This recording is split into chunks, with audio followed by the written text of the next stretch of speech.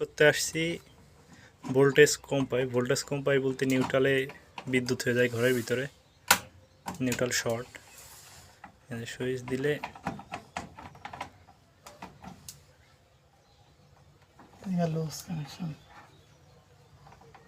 আমাদের খুঁটিতে কোনো সমস্যা নাই, কিন্তু এখানে কি সমস্যা হতে পারে যে যার কারণে নিউট্রাল শর্ট হয়ে যাচ্ছে।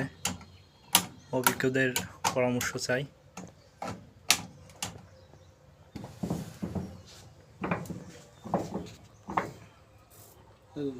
কাট আউট প্লাস নাকি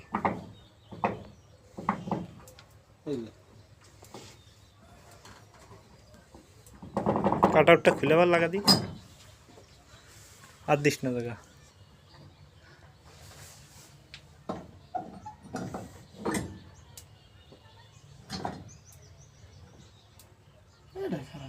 তো আমাদের ভিতরে কোনো সমস্যা নাই, উপরে কোনো সমস্যা নাই।